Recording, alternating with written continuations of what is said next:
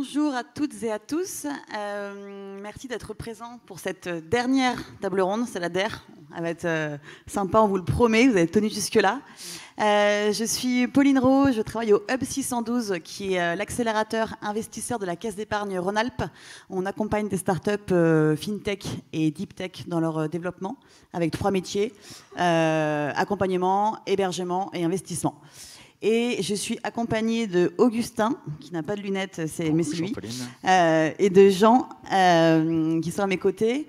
On va parler Future of Work, et plus précisément évolution des modes de travail, développement du freelancing, et tout ce que ça implique pour les entreprises dans le recrutement et la fidélisation. Avant de lancer ça, je vous laisse vous présenter. Augustin, je te laisse commencer. Ouais, te présenter merci. Toi, et puis aussi plateforme.sh. Un petit peu, ouais. Bonsoir à tous. Augustin Delaporte, je travaille chez Plateforme.sh. Plateforme.sh, on est un PaaS, Platform as a Service, français. On a 10 ans d'existence à peu près. On a été lancé début 2014. On a pivoté d'un modèle agence vers un modèle produit en 2014. On est aujourd'hui 400. La particularité de Plateforme.sh, c'est qu'on n'a pas de bureau. Donc on est en full remote, comme on dit. Et avec une grande majorité des gens avec qui on travaille, donc des contracteurs, sous-traitants avec qui on travaille, distribués à travers le monde. Donc on travaille sur à peu près un peu plus d'une quarantaine de pays de fuseaux horaires qui vont de la Nouvelle-Zélande, Hong Kong, l'Australie jusqu'à toute l'Europe, et ensuite Amérique du Nord, Amérique du Sud. Voilà. Et plateforme SH, qu'est-ce que vous faites en plus d'être 100% remote?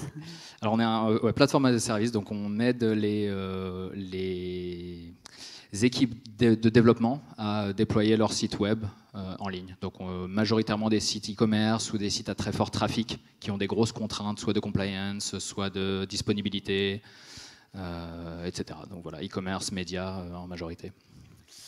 Jean, pour le coup, toi, c'est beaucoup plus concret sur la partie freelancing avec Collective Work. Je te laisse présenter. Tout à fait. Et peut-être pour me présenter en préambule, donc moi, c'est Jean, CEO et cofondateur de Collective, ou Collective Work, qui est une start-up que j'ai cofondée avec 2 associés au sein du start-up studio eFounders il y a maintenant 2 ans, après un court passé de consultant en stratégie. Et j'ai même été freelance après un petit passage à l'école 42, sur la plateforme Crème de la Crème à ses débuts. Et voilà. Et donc Collective, le constat de départ, c'est qu'il y a de plus en plus d'indépendants, et il y en aura de plus en plus, et qu'un grand nombre d'entre eux vont être attirés par la notion de travail en équipe, de collaboration.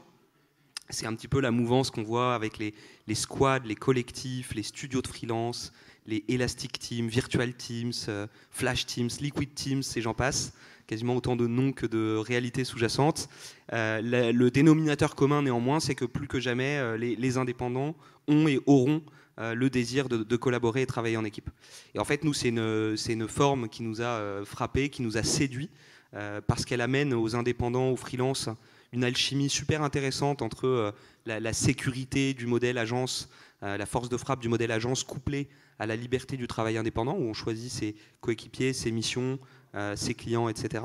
Et c'est une forme qui est par ailleurs hyper intéressante pour les entreprises, dès lors que c'est un petit peu le meilleur des 2 mondes entre l'entreprise de service, le SN, d'un côté, et le freelance à l'unité de l'autre. Une forme qui est compétitive, qui est réactive, qui est flexible, qui est transparente, qui est humaine aussi, hein, parce que les gens se choisissent entre eux. Et du coup, peut-être pour expliquer un peu mieux Collective, nous, ce qu'on fait, c'est une infrastructure qui permet à n'importe quel indépendant de n'importe quel corps de métier, dans n'importe quelle géographie, de former ou de rejoindre un ou plusieurs collectifs. Par le biais de l'outil qu'on développe, le collectif peut s'organiser comme une micro-agence, donc avec un devis commun, une facture commune, un paiement commun, un contrat commun, une offre commune. Et on a adossé à ce logiciel une plateforme, une place de marché, qui permet aujourd'hui à peu près 1000 collectifs, soit 4000 indépendants, de recevoir des missions. Certains dans la salle peuvent en attester. Et à peu près 2000 entreprises jusqu'alors d'externaliser des projets de A à Z. Voilà. Et à titre d'entreprise, Collective, c'est à peu près une trentaine de collaborateurs. On est un peu plus jeune que Plateforme. Majoritairement en France, on a quand même un collaborateur en Pologne. Et on a des bureaux, mais on est sur un modèle remote, partiel ou complet, selon les métiers.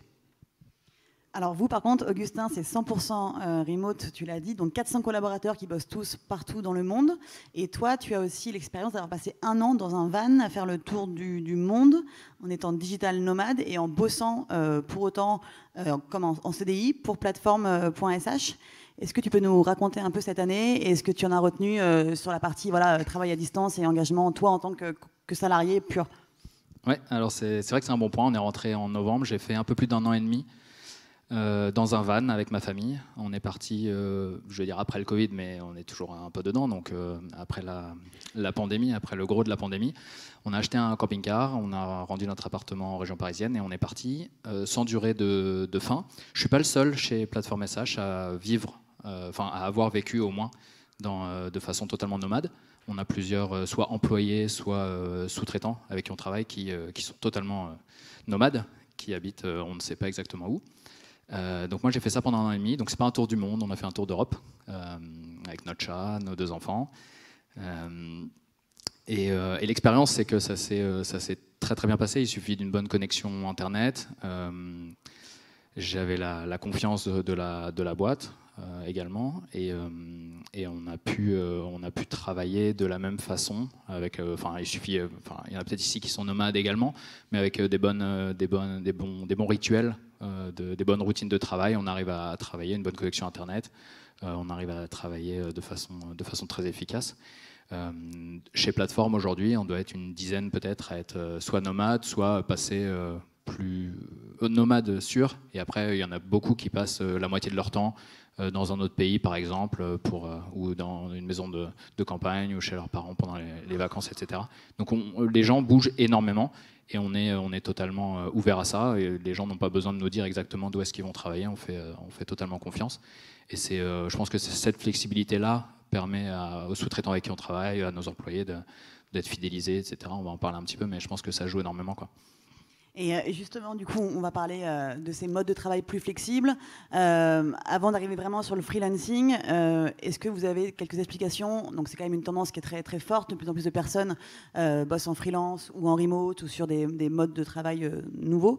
Qu'est-ce qui explique cette tendance? Il y a la pandémie, bien sûr, qui a fait son œuvre. Il y a d'autres explications? Je vais commencer parce que moi, je n'aurais pas le même point de vue que Jean, justement. Nous, chez Plateforme, on a des sous-traitants, mais on considère les sous-traitants comme des employés à part entière. Donc, ils ont les mêmes avantages. Quand je dis ils ont les mêmes avantages, ils ont accès au même régime de stock options, par exemple, ou BSPCE en France. Ils ont les mêmes stipends, donc tout ce qui est professional development. On a un budget annuel qu'on offre à nos employés, mais également à tous nos sous-traitants, peu importe où ils sont dans le monde. Ça peut être en Inde, ça peut être en Italie, en Espagne, au Brésil. Enfin, ils ont les mêmes avantages. On a un budget également pour wellness, donc tout ce qui est matériel de bureau, tout ce qui est abonnement à des salles de sport, des matériels sportifs, etc. Et ça, on le donne, tous les packages de bienvenue, etc., on les donne également à nos sous-traitants. Donc on considère vraiment nos sous-traitants ou nos freelances comme des employés à part entière. Et le fait de faire ça fait que quand on arrive à un certain nombre de sous-traitants dans un pays, on doit ouvrir une filiale, parce que sinon ça serait un peu du salariat déguisé, et on ne veut pas être dans ce cas-là. Ce qui fait que tous les gens qui habitent en France de manière fixe sont reconduits en contrat CDI, en employé, et on ouvre des filiales. Donc on a ouvert en Allemagne, UK, Canada, Australie, parce qu'on a un certain nombre de contracteurs sur place locaux qu'on a dû reconvertir donc en contrat local pour s'assurer qu'on ne fait pas de la sous-traitance qui est du salariat déguisé, en fait. Donc, ces avantages-là qui sont les mêmes que le salariat, pour toi ça explique pourquoi de plus en plus de personnes acceptent ou basculent sur un mode remote? Alors, pour moi, je pense que ça aide énormément. Les gens qu'on embauche avaient déjà de l'expérience dans le télétravail. Nous, donc dans un contrat avec un sous-traitant, on ne peut pas mettre une clause d'exclusivité réelle. Alors je crois qu'il y a la Suisse qui interdit même d'avoir des clauses d'exclusivité. Donc quand on travaille avec des Suisses, par exemple, on n'a pas le droit d'avoir une clause d'exclusivité sur les contrats. Il y a des pays qui refusent ces clauses-là. Donc ça fait évoluer un petit peu les gens ou les façons dont on doit travailler avec les contracteurs. Il y a tous les contracteurs également. Quand je dis contracteurs, c'est freelance ou sous-traitant, en fait, c'est la même On n'a pas de distinction. On a pas mal de sous-traitants ou de contracteurs qui sont créateurs, donc on en parlait un petit peu, qui font de la musique à 50% de leur temps de façon assez professionnelle, des enseignants par exemple, qui veulent travailler avec nous, donc ils n'ont pas de clause d'exclusivité. Par contre, on s'attend à ce qu'ils travaillent sur la durée avec nous, donc on investit beaucoup dans ces personnes-là, parce qu'on veut que ça aille dans la durée. On n'est pas sur des missions courtes ou des projets avec lesquels ça a changé. Donc c'est pour ça que le mode squad, etc., nous, c'est pas exactement ce qu'on a mis en place, mais je comprends qu'il y a beaucoup de demandes là-dedans également. Et toi, Jean, comment t'expliques cette croissance du freelancing en France et ce nombre de freelances grandissants qui arrivent sur Collective Work? Oui, tout à fait. Alors, quand on parle de freelance en France, on parle d'environ 1,5 million de personnes, ce qui est énorme. Il y a 10 ans, c'était quasiment anecdotique, ce marché. Donc, c'est effectivement une vraie tendance de fond. Et nous, on pense que c'est une tendance qui va se poursuivre dans les années à venir. Et nous, à titre collective.work, on utilise évidemment des freelances, alors plutôt des collectifs même en l'occurrence, et nos clients aussi, parce que l'an dernier, on a signé environ 2000 clients. Et une cinquantaine seulement en 2021. Donc il y a un vrai essor. Et pour moi, cet essor, il vient un peu de la combinaison de plusieurs facteurs, d'un désir croissant des talents du digital notamment à l'indépendance, à pouvoir choisir leur mission, choisir le contenu de leur travail. C'est un petit peu toute la thèse de la passion economy aux États-Unis, vraiment vivre de sa passion, travailler de sa passion. Aussi le fait de pouvoir gérer son temps, hein, d'être un petit peu nomade, gérer son temps et son espace d'ailleurs, mais vraiment une recherche croissante d'indépendance, ça c'est indéniable. Et puis il y a aussi des enjeux de demande, hein. Les entreprises ont des besoins de plus en plus spécifiques. On voit qu'il y a un peu une explosion de savoir-faire, une explosion d'outils spécifiques. On parle maintenant de no-code, on parle de motion design, de 3D, d'UX writing, de copywriting, de growth hacking, etc., etc. Et du coup, le fait qu'il y ait des besoins de plus en plus spécifiques renforce l'intérêt de travailler ponctuellement avec des experts qui sont manifestement des freelances ou bien des collectifs de freelance quand ils s'adressent à nous. Tu parlais justement dans le digital. Vous avez la moyenne d'âge, toi, Augustin, chez Platform.sh, des contractors, et vous aussi, Jean, dans tes freelances qui sont membres de la plateforme Collective Work, la moyenne d'âge, c'est quoi? La question, c'est est-ce que c'est vraiment réservé à la tech? Est-ce que c'est vraiment réservé aux jeunes? Alors, aux jeunes, clairement plus. Chez nous, ça fait 10 ans, et les gens on a des sous-traitants qui ont commencé il y a 10 ans, qui sont toujours sous-traitants pour nous aujourd'hui. Donc, ils ont pris 10 ans. Moi, j'ai pris 10 ans également. Donc, notre moyenne d'âge a évolué, et c'est clairement des gens, on a beaucoup de pères et mères de famille. Tu la connais, la moyenne d'âge? Non, je ne saurais pas la dire. On n'est pas sur 25 ans, quoi. On n'est pas sur 25 ans, non, du tout. Et côté collectif, donc la moyenne en termes de nombre d'années d'expérience chez les freelances qui sont sur collectif, c'est 8 ans. Mais cette moyenne cache en réalité une forte amplitude, parce qu'on a des gens qui démarrent tout juste leur carrière de freelance, ou bien leur carrière à plus forte raison. Et à l'inverse, on a des gens qui sont freelance depuis plus de 30 ans. On a même des retraités dans des collectifs. Donc ça, c'est un peu l'aspect moyenne d'âge. Sur les secteurs, on a quand même un fort tropisme tech, donc tech, produit, design, marketing digital, communication, data. Donc ça va être 90% environ des collectifs. Après, on a un 10% qui est un peu plus exotique, avec des collectifs de recruteurs, des collectifs de coachs, des collectifs d'architectes, paysagistes, cuisinistes, etc. Et nous, vraiment la mouvance du collectif, on aspire à ce qu'elle soit beaucoup plus globale et qu'elle embarque vraiment tout le service en général. On souhaite vraiment créer l'entreprise de demain à travers ces collectifs. Moi, j'ai une question un peu sur laquelle peut-être Jean va rebondir. En France, au moins, nous, on n'a pas de sous-traitants sur la France. Ils sont tous en employés en CDI, et contrat normal CDI. On a beaucoup de pays avec qui on travaille, notamment l'Italie, notamment le Portugal, même le Canada, où le fait d'être en freelance, c'est pas du tout pénalisant. Alors qu'en France, des gens qui étaient en freelance nous disaient c'est difficile en freelance d'avoir un crédit, par exemple en banque, ou avoir des assurances à des taux préférentiels, parce qu'on est encore dans un modèle au niveau institutionnel où le modèle freelance est peu encore soit accepté, soit trusté, etc. Et je pense que c'est ces mentalités aussi qu'il faut qu'ils évoluent. Et je ne sais pas si elles sont déjà suffisamment avancées par rapport à d'autres pays qui sont déjà beaucoup plus ouverts. C'est certain, le modèle français de manière générale est compliqué. Je pense que le salariat est un statut compliqué. Le freelance fait écho en réalité à plein de statuts, hein, parce qu'il y a des freelances auto-entrepreneurs, il y a des freelances en SASU, il y a des freelances en maison des artistes, il y a des freelances en portage salarial, en EURL. Donc c'est une notion, le freelancing, c'est une notion qui est large et qui peut être complexe dans le statut. En France particulièrement, on a des notions de risque de salariat déguisé, de requalification, notamment sur les missions très longues en régie, hein, quand on travaille pour un même client à temps plein, et un peu moins quand on fait du projet pour plusieurs clients en même temps. Mais c'est certain que oui, le modèle français est compliqué quand on parle de travail indépendant. Mais nous, ce qu'on voit, c'est qu'il y a quand même une simplification sur tous les statuts. Et il y a une vraie volonté quand même du législateur de faire évoluer les choses.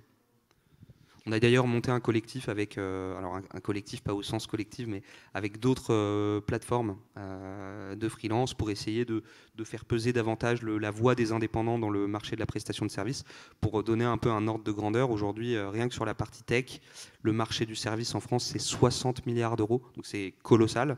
Et en fait, c'est trusté à 95% par des grosses agences, des ESN ou des SS2I, et à seulement 5% par des freelances en direct ou par l'intermédiaire de plateformes. Et du coup, nous, on a vraiment l'ambition d'étendre le freelancing beaucoup plus loin et d'embrasser toute la prestation de service avec nous, une proposition de valeur qui est collective.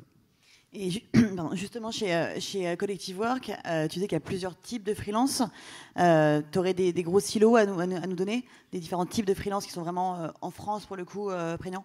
Oui, complètement. Alors, on a des archétypes, je vais même répondre un peu différemment. On a des archétypes de collectifs qui marchent très bien. On a typiquement la squad tech, produit, design, pour faire du site de A à Z, du software de A à Z, de l'app mobile de A à Z. Ça, c'est un truc qui cartonne. On a aussi l'équipe qui va faire plutôt du marketing digital 360, avec un expert en paid, un expert en contenu SEO, un expert en growth, un expert plutôt en stratégie éditoriale. On va avoir des collectifs aussi autour de l'audiovisuel, donc avec un caméraman, un photographe, un vidéaste, un motion designer, un 3D designer, éventuellement quelqu'un qui fait plutôt de la copie. Et après, on a des squads aussi de consultants, de data consultants. Je suis moi-même dans 2 collectifs en marge du développement de collectif.work. J'ai formé un collectif d'anciens consultants en strat parce que je voulais continuer à faire un peu le métier que j'ai tant aimé par le passé. Et j'ai aussi un collectif autour du monde de la levée de fonds, parce qu'on a fait une belle levée de fonds et que je veux me préparer pour la prochaine. Et donc j'ai fédéré des gens autour de ça, donc des avocats, designers, entrepreneurs, analystes financiers. Et sur Collective, les collectifs sont créés et les entreprises ont des demandes et les sollicitent. Qui sollicite qui? Donc comment ça se passe? Alors c'est assez complexe. Donc le cas un peu de base, c'est je suis freelance, je vais convier des gens de mon réseau à rejoindre mon collectif. Ça, c'est la majorité des cas. On a récemment ouvert le cas où un freelance seul peut demander à rejoindre des collectifs existants et être en ce sens coopté. Donc c'est comme ça que les collectifs se forment chez nous. Demain, peut-être qu'on permettra à des clients, des entreprises, de former leur propre collectif à partir des freelances de leur entreprise. Donc ça, c'est une autre possibilité. Sur la provenance du business, alors, comme on a développé un SaaS qui permet à des indépendants de facturer en équipe, de gérer leur business ensemble, de faire un contrat commun, de gérer un paiement, donc on a intégré un MangoPay, etc. On a une bonne partie du business qui vient des collectifs, donc je suis freelance, j'importe mon projet dans Collective. À ce moment-là, on ne gagne pas d'argent, parce qu'on veut vraiment éduquer l'usage du produit, on veut éduquer le marché là-dessus. Et donc ça, c'est 40% des cas, je pense. Et dans 60% des cas, le projet vient de nous, donc c'est des clients qui s'adressent à nous. Et ils peuvent s'adresser à nous de 2 manières. Soit ils nous confient le projet et nous, on va le proposer aux collectifs qui vont bien. Et on va faire une petite shortlist, un petit appel d'offres. Soit le client va directement choisir le collectif avec lequel il souhaite travailler. On a parlé tout à l'heure des inconvénients d'être freelance en France, notamment par rapport aux apparts, aux dossiers, etc. On peut revenir sur ce point-là. Les autres inconvénients d'être freelance en France, ou de l'être, enfin, et du coup l'avantage de l'être à l'étranger et vice-versa. Est-ce qu'il faut mieux être freelance aujourd'hui en France ou basé à l'étranger? C'est une bonne question. En tout cas, les retours qu'on a de tous les sous-traitants, de tous les freelances avec qui on travaille à l'étranger, c'est que c'est extrêmement positif. Il n'y a pas de contrainte dans tout ce qui est institution, il n'y a aucune contrainte à être freelance. Au contraire, ça met en confiance parfois les institutions, notamment les banques, les bailleurs, etc. Et le cas le plus flagrant, ouais, c'est vraiment pour moi le Portugal et l'Italie, avec qui on travaille avec des sous-traitants là-bas, qui nous disent que, pour eux, c'était lunaire qu'on leur dise qu'un banquier va nous prêter beaucoup plus difficilement en France si on est freelance que si on est fonctionnaire ou salarié cadre. Enfin, ils avaient du mal à visualiser ça, quoi. Oui, peut-être pour complémenter un peu. Donc, il y a évidemment beaucoup d'avantages à être freelance. Il y a aussi des challenges. Typiquement, il faut relancer ses clients qui ne payent pas toujours à l'heure. Certains ne payent pas, certains sont en défaut de paiement. Nous, on a eu le cas plusieurs fois dans le collectif. Donc là, on protège les freelances de notre plateforme. Mais on a plusieurs clients qui ont fait faillite. Vous protégez vos freelances de ces questions-là, les soucis qu'ils auraient pu avoir tout seuls. Exactement. Il y a une scène d'assurance ou de couverture qui se met en place avec Collective Work. Exactement. On commence à faire de l'encaissement pour compte de tiers. Donc on demande au client final de provisionner la mission avant même qu'elle ait démarré, de manière à s'assurer qu'il a les fonds.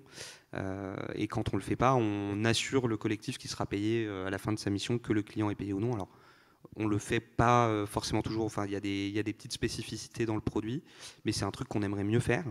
Et pour donner un exemple concret, il nous est arrivé récemment qu'une grosse boîte un peu malveillante refuse de payer le collectif parce qu'il estimait que le travail n'était pas de bonne qualité. Et en fait, nous, on a quand même avancé les frais et on s'est battu au nom du collectif, au non collectif, pour récupérer l'argent. Mais tout ça pour dire qu'il y a effectivement beaucoup d'avantages à être freelance, mais il y a aussi beaucoup Encore plus d'être freelance chez Collective Work. Exactement, je prêche pour ma paroisse.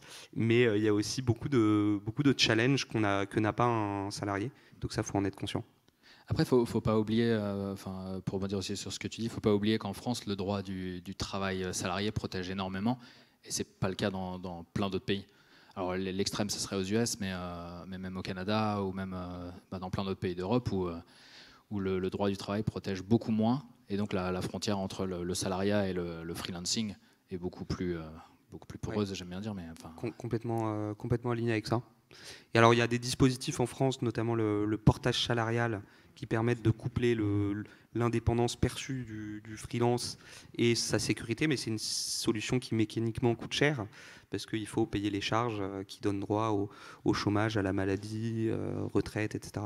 C'est un modèle qui n'est pas encore très représenté en France, c'est seulement 4% des freelances, mais qui fait son bout de chemin. On va parler maintenant motivation et engagement. Comment on fait, Augustin, quand on est dans une boîte de 400 talents qui bossent tous à distance pour avoir une culture d'entreprise, une marque employeur, une vision commune, des rêves communs, tout ça? Comment tu engages 400 collaborateurs qui sont tous à distance et qui ne se sont jamais rencontrés? Sur deux aspects, on va le faire en deux temps. Premier temps, sur la partie vraiment recrutement aussi, et après fidélisation. Comment vous y prenez chez plateforme.sh? Alors déjà, j'aimerais dire qu'après 10 ans, on a résolu le problème. C'est pas le cas. C'est un vrai challenge. C'est au quotidien, tout ce qui est culture d'entreprise, tout ce qui est engagement, s'assurer. Enfin, le fait d'être distribué et d'embaucher des gens qu'on n'a jamais vus. En plus, il y a eu la pandémie qui a mis pas mal de choses où on n'a pas vu les gens pendant longtemps. Nous, on a l'habitude d'embaucher des gens qu'on n'a jamais vus, avec qui on travaille pendant longtemps avant de les rencontrer de façon en présentiel. Vous vous rencontrez parfois? On a tout ce qui est meet-up locaux. Non, mais vraiment. Ah ouais. En physique. Locaux, okay. C'est ça. Ouais, donc, on a des budgets justement pour faire des meet-up en présentiel dans les villes où on a des gens. Donc c'est arrivé à Londres, à Montréal. Donc les gens qui sont autour se retrouvent tous les ans. C'est un peu plus fréquent que ça quand c'est les locaux, et sinon on a un gros séminaire d'entreprise avec toute la boîte tous les ans. Mais c'est vrai que dans tous les cas, la seule chose qu'on ne pourra vraiment jamais remplacer, ou aujourd'hui en tout cas c'est pas possible, c'est tous les interactions sociales, tout ce qui est informel. Ça, on n'a pas réussi encore à le remplacer, ça se fait pas par Meet ou par Zoom. Donc malheureusement, tout ce qui est engagement, tout ce qui est le sentiment d'appartenance, etc., il faut le travailler de façon extrême, parce que c'est pas résolu en distanciel, et ça c'est très compliqué. Et donc concrètement, vous faites quoi? Concrètement, on essaie de faire tout ce qui est coffee chat, des rooms un peu ouvertes pour que les gens puissent parler avec des gens. On a tout ce qui est les one-on-one aléatoires. Donc on peut s'inscrire sur un pool et puis rencontrer des gens qui sont dans d'autres départements. On a une culture d'entreprise qui est extrêmement transparente. Donc tous les channels, donc on utilise Slack et tous les canaux de communication Slack sont publics par défaut. Donc n'importe qui a accès aux discussions qui ont lieu commerciales, aux onboarding, au marketing, etc. Donc on essaie d'avoir le plus de transparence possible pour que tout le monde ait accès à l'information au maximum. Le fait d'être distribué sur des time zones différentes aussi fait qu'on doit faire énormément de choses en asynchrone. On ne peut pas prendre de décision forcément en synchrone si quelqu'un est en Australie dans l'équipe. Donc s'assurer que les décisions sont très claires. Enfin, il y a beaucoup de choses qui sont sur le travail remote plus multi-time zone qui sont compliquées. Après, à l'inverse, tu parlais du recrutement. Nous, quand on fait un poste de recrutement ouvert au monde entier, on a plus le problème d'avoir trop d'offres que pas assez de candidats. Donc on a un vrai travail de monitoring de tous ces CV qu'on reçoit. On était très compétitifs pendant longtemps. Après, il y a eu la pandémie qui fait qu'il y a beaucoup de boîtes qui se sont mis aussi à embaucher des gens en distribué, en remote. Ça s'est accéléré. Et là, on est devenu moins compétitif. Tous les géants de la tech qui ont commencé vraiment à offrir des salaires de la Silicon Valley. On parle de Spotify, par exemple, qui offre le même salaire globalement. Indexé sur celui de San Francisco, c'est compliqué pour beaucoup de boîtes de s'aligner là-dessus. Donc, on est devenu moins compétitif. Là, ça revient un peu parce qu'il y a pas mal de grosses boîtes tech, soit qui sont en difficulté, soit qui redemandent aux employés de revenir en présentiel de façon centralisée. Donc on va redevenir compétitif à ce niveau-là, mais c'est vrai qu'en termes de recrutement, on est plus dans le côté chanceux que l'inverse. Et sur le management à distance, comment c'est hiérarchisé sur 400 personnes quels sont les niveaux de hiérarchisation pour manager à distance? Alors il faut en mettre le moins possible, il faut vraiment avoir le plus d'horizontalité possible. Parce que si chaque décision est asynchrone et ensuite elle est obligée de passer par plusieurs niveaux hiérarchiques, c'est compliqué. Donc il faut beaucoup et puis d'autonomie en fait. Le problème qu'on a, c'est que nous on a du mal à embaucher des gens très juniors ou voire même des stagiaires, parce que quelqu'un qui a jamais travaillé de façon autonome, de façon tout seul, à s'imposer des contraintes et tout ça, on sait pas faire. Onboarder quelqu'un, ça prend du temps. On a un processus d'onboarding qui est très très long, compliqué, laborieux, parce qu'on investit énormément, peu importe que ce soit un sous-traitant ou un employé, on va investir énormément de temps parce qu'on veut que ça marche, et pour que ça marche, il faut investir du temps. Donc tout ça, la chance qu'on a eue, c'est que dès le premier jour, on est passé en distribué multi-time zone de façon globale. On n'est pas une boîte centralisée qui a dû trouver les moyens d'onboarder et d'ajouter des gens de façon distribuée. Donc toutes ces problématiques-là, on les a eues dès le premier jour. Donc on a plus ou moins essayé de les résoudre au fur et à mesure. Mais ouais, voilà. Et question pour toi, Jean, sur la fidélisation des freelances. Comment les entreprises, du coup, s'y prennent pour maintenir un lien long-termiste et une relation de confiance avec les freelances ou les collectifs de freelance? Qu'est-ce que eux font et qu'est-ce que vous faites pour les aider à maintenir ce lien ou à créer ce lien? Oui, complètement. Et je parle un peu, je peux parler de ça à deux niveaux, parce que nous aussi, on a des freelances chez Collective. Alors, on n'en a pas autant, mais on en a. En fait, il y a un peu une grande dichotomie. Il y a les freelances qu'on va avoir à temps plein chez soi, qui sont en fait comme des salariés, mais qu'on a pris en freelance pour avoir un peu de flexibilité, ou parce que le talent avait une vraie valeur ajoutée pour l'entreprise. Donc nous, on a déjà recruté un freelance parce que c'était un super fit pour la boîte et qu'il voulait rester freelance. Et il est exclusif. Et comment? Ils sont exclusifs? Ouais. Dans ce cas-là, oui. Ça, c'est un cas qu'on appelle le format régie, ou temps passé. C'est environ 60% du marché. Et il y a un cas qui est le mode plutôt projet, où là, je fais un truc de A à Z, un site de A à Z, des logos, des choses comme ça, et je vends pas du temps, mais du livrable. Et en fait, pour maximiser le succès d'une opération avec un freelance, quand c'est du temps passé, comme le dit Augustin, c'est à très juste titre l'intégrer à la vie de l'entreprise, lui offrir un peu les avantages du salariat, le traiter comme un employé, et ça va être vraiment un facteur clé dans la qualité d'une collaboration avec un freelance. Sur le mode projet, il y a beaucoup qui se jouent à l'onboarding. Il faut que le projet parte sur des bonnes bases, qu'il soit bien cadré, qu'il soit bien clair. Et du coup, nous, les pratiques qu'on essaye d'insuffler à nos clients et même pour nous-mêmes, c'est de passer beaucoup de temps à faire un très bon onboarding pour que le projet soit bien cadré, bien scopé et que les indépendants puissent délivrer dans les bonnes conditions. Et les entreprises sont pas trop timides à l'idée de bosser avec des freelances, dans la peur aussi de voir leur secret dévoilé ou leur secret de sauce un peu public, mise en pâture en public. Il y a un sujet là-dessus aussi, sur quand tu bosses pour une boîte, quand tu es free, tu bosses avec elle 1 mois, 2 mois, si tu n'es pas fidélisé, tu changes de client sur le même secteur et ça peut faire mal quand même sur la concurrence et la stratégie même de com, de marque, de plein de choses. Je peux commencer si tu veux, Augustin. En fait, ce qui est certain, c'est que il y a une vraie notion de culture du freelance, du travail indépendant et de culture d'entreprise à plus forte raison. Et au sein d'une même industrie, on va avoir des entreprises qui sont hyper réticentes au freelancing. Il y a même des entreprises qui ont une politique de zéro embauche freelance au sein de leurs équipes. Donc ça, il en existe. Et que ça peut être des entreprises tech, des entreprises non tech, des entreprises, des grands groupes, des PME, des ETI, etc. etc. Et ces réticences, elles peuvent venir de pas mal de choses, hein, de la peur de confier des informations à des gens qui ne vont pas rester, la peur aussi d'avoir des gens qui sont peut-être moins loyaux, parce que moins, je dirais, moins captifs de l'entreprise. Donc ça peut être un faisceau de raisons. Nous, on essaye de rassurer en expliquant que c'est le modèle d'avenir et qu'il faut apprendre tant bien que mal à travailler avec ce futur du travail. Mais il y a évidemment beaucoup d'entreprises qui ont pris le pas du freelancing au cours des dernières années. Il y a même des gens qui ont commencé le freelancing avec nous. Donc ça, c'est des gens dont on est particulièrement, des clients dont on est particulièrement fiers.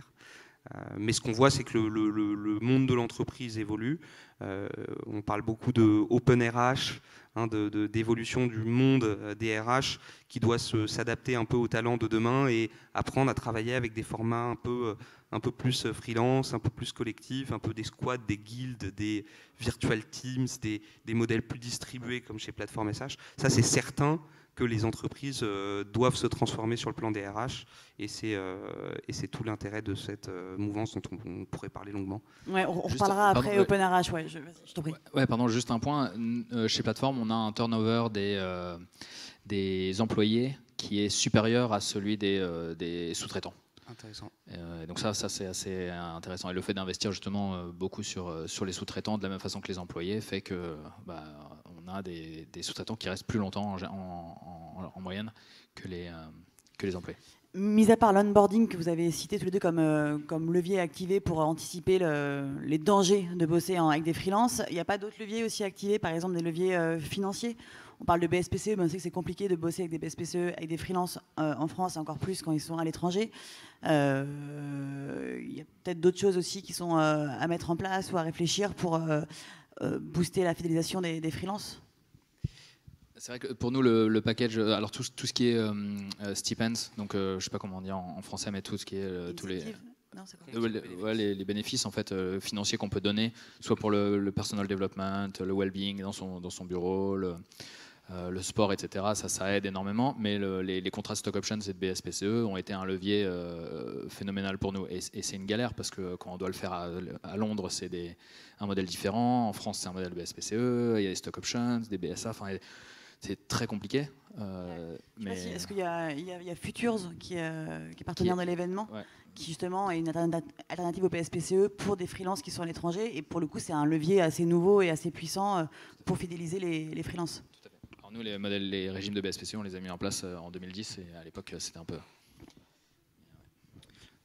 Oui, de la même manière, nous les freelances qui travaillent pour collectif, donc à temps plein, ont accès au BSPCE. Et on a fait un truc marrant, c'est que quand on a levé des fonds en janvier dernier, donc on a fait une levée de fonds de 7 millions, on a fait rentrer au capital un certain nombre de membres de nos collectifs, un peu les pionniers du modèle, pour être l'entreprise as a service détenue par ces collectifs. Et demain, on pourrait même permettre, il y a pas mal d'entreprises avec lesquelles on travaille qui ouvrent leur capital à collective, et on pourrait de la même manière permettre à des collectifs d'investir chez nos clients pour être incentivés au succès de leurs clients. Donc ça, c'est hyper intéressant. Je pense que la valorisation des freelances qui sont des pionniers chez Collective est aussi un axe intéressant. Tu parlais tout à l'heure, avant la conf avec Morgane, du programme d'Ambassadora aussi. D'Ambassadeur, oui. D'Ambassadeur, qui est aussi peut-être intéressant à évoquer pour la partie fidélisation, valorisation des talents free qui t'ont suivi au début, quoi.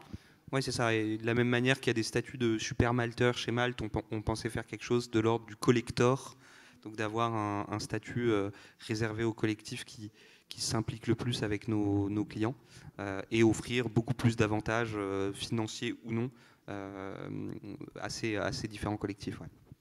Mais en règle générale, sur les fidélisations, il y a des choses simples à mettre en place. On a un welcome package avec une paire de chaussettes, une paire de t-shirts, machin. Non, mais le simple fait d'envoyer ça, ça aide vraiment. Des petits stylos, des petits carnets, on le voit, ils écrivent avec. Et ces gestes-là, le fait de les convier à chaque événement qu'on fait, le fait de leur donner les opportunités de joindre des conférences tech, etc. Tout ça, ça montre que les gens sont traités de façon partie intégrante de l'entreprise. Et ça, je pense que ça aide aussi quand on travaille avec des gens, des freelances, quoi. On a la chance d'être avec vous, qui êtes très ouvert sur ces sujets-là. C'est pas le cas dans toutes les boîtes. Je pense pas que les DRH ou RH soient encore sensibilisés, familiers et attachés à ces nouveaux modes de travail, de management.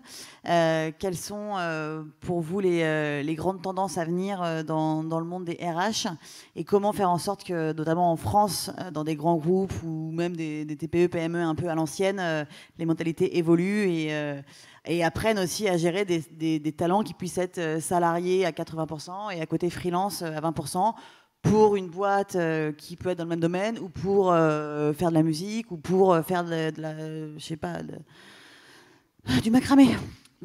En fait, pour moi, justement, le titre de cet atelier est bien choisi. C'est que pour moi, les deux grandes ruptures dans le monde du travail, donc c'était remote ou freelancing, hein, c'est ça ?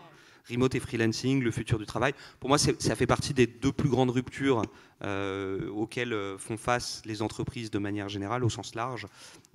Et donc, les entreprises vont effectivement devoir se réinventer autour de ces deux sujets-là. Et les implications, comme le fait Plateforme, demain, je pense qu'une entreprise devra apprendre à travailler avec des talents qui sont un peu plus nomades, qui sont capables de se déplacer, qui sont capables de travailler sur plusieurs fuseaux horaires, qui sont capables de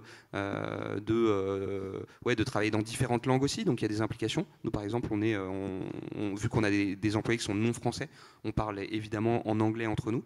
Donc il y a plein d'implications sur l'apprentissage d'une culture remote. Mais effectivement, moi, je trouve super puissant en tant qu'employeur, en tant que CEO, de me dire que demain, je peux avoir accès à tous les talents du monde entier pour travailler chez Collective. C'est juste phénoménal. Évidemment, le freelancing est une rupture aussi très forte que les entreprises vont devoir apprendre à ingérer dans les organisations un peu plus traditionnelles. Et là, la notion d'open RH, c'est apprendre à composer avec des typologies de prestataires un peu mouvants, des collectifs, des freelances, des agences un peu plus innovantes, aussi des CDI, des gens qui sont potentiellement entre le freelancing et le CDI. On a pas mal de gens qui font, mettons, 2-3 jours en CDI, 2-3 jours en freelance. Donc c'est tout à fait possible. Et le monde des RH et le monde de l'entreprise, à plus forte raison, va devoir apprendre à travailler avec ça, à composer avec ça. Et qui est responsable dans une boîte d'insuffler ce vent de nouveauté et d'adaptation culturelle ? Le CEO, le DRH ? Ça va dépendre de la taille de la boîte. Je te laisserai évidemment rebondir, mais une petite boîte, ça va être souvent au niveau fondateur et COMEX, donc les directeurs. Quand une boîte est plus grosse, elle aura un pôle RH, donc ça va être DRH. Ça peut être aussi le Chief Freelancer Officer, hein, ça existe, on en voit, ouais, complètement. Le Chief People Officer, le Head of People, toutes ces choses-là. Ouais, c'est ça. Nous, c'était à la base la décision des deux cofondateurs de faire 100 bureaux et en distribuer totalement. Un point que je veux remonter, c'est quand on travaille avec autant de pays et de time zones, de gens différents, il faut un comité, ce qu'on appelle diversité et inclusion, on peut l'appeler comme on veut, mais c'est extrêmement important. Et on voit l'impact que ça a parce qu'on travaille avec des cultures qui sont tellement différentes. Des gens voilà, il faut s'assurer que dans l'entreprise, il y a des choses qui se disent, des choses qui se disent pas, des choses sur lesquelles il faut faire très attention. Et c'est extrêmement important. De ne pas le faire serait handicapant. Ouais. Et pour donner un peu d'exemple au propos, une entreprise comme Pernod Ricard, qui est quand même une entreprise traditionnelle, a créé son propre collectif de talents en interne. Donc on parle d'un pool de 150 freelances, je crois. Ils ont choisi d'appeler ça The Mix. Et vraiment, l'enjeu pour eux, c'est de pouvoir fidéliser leurs talents externes, faire intervenir des gens qui ne travaillent pas que chez Pernod Ricard, mais qui absorbent aussi de la connaissance, de l'expertise auprès d'autres clients. Et de plus en plus, les entreprises, même traditionnelles, vont apprendre à travailler avec, composer ce pool de talents un peu plus protéiforme que le salariat historique ou même le freelancing historique. Et nous, il n'est pas exclu que Collective Work, qu'on aide aussi les entreprises à former leur propre collectif en interne, entre guillemets. Et pour aller à un niveau plus micro, on parle de la culturation des DRH, des CEO, mais les salariés aussi qui sont amenés à bosser avec des freelances doivent aussi évoluer et intégrer ces nouvelles façons de travailler. Quelles sont les compétences, les qualités qui doivent être développées auprès des salariés purs qui sont amenés à bosser avec des freelances? Il faut être gentil. Il faut être ouvert. Non, enfin, ouais, un peu tout. En vrai, il faut accepter. Je pense que quand on est dans une boîte très traditionnelle, on part du principe qu'on va travailler avec la même équipe pendant des années. Quand on travaille avec des gens qui sont beaucoup plus flexibles, il faut accepter le fait que peut-être que la personne va vouloir changer, va vouloir donc être beaucoup plus adaptable au changement. Mais je pense que c'est la seule chose. Et ce que je dis, c'est même pas vrai, puisque nous, notre turnover, il est supérieur pour les employés. Donc. Mais ça, je trouve ça hyper intéressant que tu dises que le turnover des freelances est moins élevé. Et nous, en fait, pour répondre à ta question, on pense à terme permettre aux salariés de Collective d'être aussi dans un collectif ou plusieurs collectifs et de pouvoir, alors, dans une mesure qui est contrôlée, faire des projets en dehors de Collective notre entreprise. Et ça, c'est hyper enrichissant pour nous parce que demain, on se dit que les leaders d'entreprise, les employés, pourront aussi absorber de la connaissance, arrondir leur fin de mois avec du freelancing. Et c'est comme ça qu'on les retiendra. Et la preuve en est, c'est que le turnover est probablement moins... Ouais, exactement. Et pour conclure, dernière question, quelles sont pour vous les grandes tendances qui vont émerger, qu'on n'a pas encore évoquées et qui vont marquer le futur... Là, on parle un peu présent of work, en fait. Le vrai future of work, c'est quoi? Waouh. Je réfléchis. Je pense qu'il n'y aura pas de magie. Ça va vraiment être ce dont on a parlé pendant cette conférence. Il y a 10 ans, nos premiers investisseurs, ils ne croyaient pas qu'on était une vraie boîte. On leur a dit on est une trentaine d'employés, on est peut-être même un peu moins à l'époque, mais on n'a pas de bureau. On est là, et ils demandaient vraiment vous êtes une vraie boîte, qu'est-ce qui se passe, etc. Aujourd'hui, ce ne serait plus le cas. Aujourd'hui, on est capable de lever de l'argent. Beaucoup de boîtes lèvent de l'argent en étant distribuées, en étant hybrides, avec ces modèles. Donc ça devient de plus en plus accepté dans la tech, mais ça ne sera pas que dans la tech. De plus en plus de boulot se développe et autorise ce genre de modèle de fonctionnement. Et je pense que ça va s'accélérer. Et c'est vers là qu'on tend. Je ne vois pas d'autres tendances aujourd'hui, moi. Mais... Ouais, une vraie tendance au-delà de la tech, peut-être. Ça va s'étendre à plein de secteurs. Ouais, je pense que exactement, ça va s'étendre au-delà de la tech. Je pense qu'effectivement, les deux grandes tendances sur le future of work, elles ont été abondamment présentées. Ce qui va beaucoup changer, c'est aussi la nature des métiers, évidemment. Quand on voit qu'un outil comme ChatGPT n'existait pas il y a 6 mois, ou du moins était totalement méconnu, l'explosion du no-code, toutes ces tendances, ces apparitions de nouveaux outils, de nouveaux sujets, font que les métiers évoluent de plus en plus vite avec des nouveaux savoir-faire en permanence. Et donc le future of work, c'est aussi ça, c'est des nouvelles compétences qui se recréent sans cesse et qui donnent lieu à des belles carrières d'employés, de freelance, de collectifs ou bien les deux, quoi. Et par définition, avec l'intelligence artificielle et son émergence aujourd'hui, on ne peut pas prédire justement quels seront le futur. Et puis je pense que même notre tendance, pour finir, c'est aussi qu'on n'aura pas qu'un seul métier et qu'on pourra aussi avoir des carrières multiples et des trajectoires beaucoup moins linéaires qu'on a connues jusque-là. Si, tout à fait possible. Tout à fait possible. Ouais. Merci beaucoup à tous les deux. Si 18h, c'est pile poil l'heure de boire un canon. De l'apéro. Augustin et Jean restent 5 minutes devant si vous voulez discuter avec eux. Oui. Oui. Ouais. Avec plaisir. Ouais. Et merci à tous. Bonne fin de journée. Merci Pauline. Merci à vous. Merci beaucoup.